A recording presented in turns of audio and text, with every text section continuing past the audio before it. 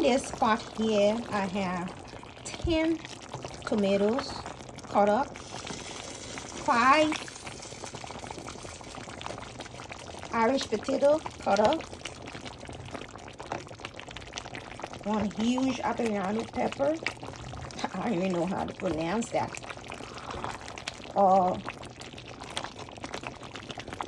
Box of, I think it's a box of, maybe let's say about 15 mushroom. Yeah, I just cut it off, 15 mushroom. And then you should guess what I'm cooking. And then I also have in here ground beef. And then I have spicy salsa, about 2 cups of spicy salsa. And I also have some chicken that I fried in here too. So I'm gonna let all this water dry out, and then the only thing that would be left in this pot would be the ingredients with the vegetable oil. And then after that, I will add in my next ingredient. You want to keep watching for the next ingredients. My stew or stew or soup, I call it soup or gravy, is already dried out and left a little bit of water in here just to help me cook the rice, because I'm going to put some rice in here. So I'm going to get my mixed vegetable, put it in the sifter. I'm going to get my beans, pinto beans, put it in the sifter here. I'm going to let some water go over it to get all that creamy, salty taste on it. Just to get the old water from on it, because I don't know how long this thing been in here. Okay, I'm going to let that stay. I have my chicken feet here that I already parboiled and cooked. So I'm going to drop it in my pot here. So off camera, I went and I added a tablespoon of thyme and a tablespoon of cilantro, a tablespoon of curry powder, a tablespoon of bouillon beef flavor, a tablespoon of bouillon chicken flavor, and a teaspoon of salt. So now my water is mostly dry out. The first thing I want to add, I did add my chicken that I already cooked.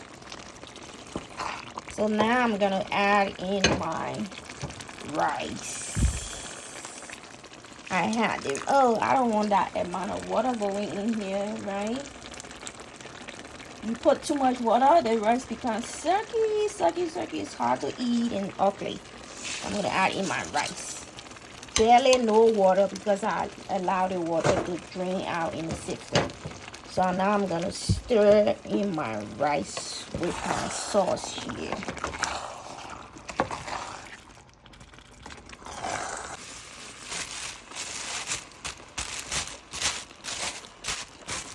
Cover it up. If you don't have aluminum foil, you use this. I'm going to cover it up. I'm going to check on it every 10-15 minutes. And then after this is totally cooked, I'm going to add in my beans and my mixed vegetable. So I want to check on my rice here. Remove this. Be careful, this is really hot. And you don't have to use this. You can use aluminum foil. Check on my rice. I'm going to reduce the heat to number 3. Now I'm going to add in my vegetable and my beans. Okay. I stir my rice. It's tasting really good. I'm just going to add in my beans and my mixed vegetable. And then I'm going to cover it back up and let it keep cooking. Now remember, you don't want to cook on high heat when you're at this point. So I have my stove here on 3. And I'm gonna cover my rice again and let it cook. I'll be back in 10 minutes to check. Checking on the rice again. Let's see. Whoa. I don't know why. Woo. It's hot. I don't know why I do this to myself. I'm gonna stir this in and I'm gonna cover it up and let it cook. Completely cook. Right. It's ready.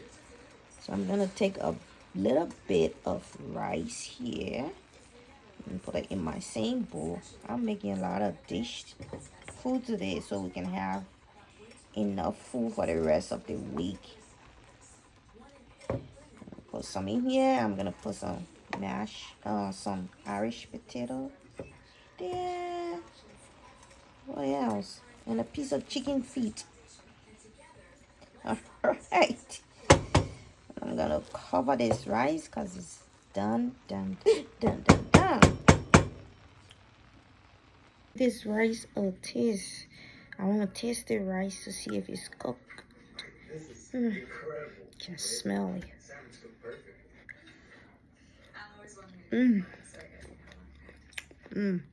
All right, let's see the potato. This one got to be really hard, I'm sure. And it's soft potato, but it did not break up in the rice, in the soup or whatever that I made before I put the rice in. It's still there.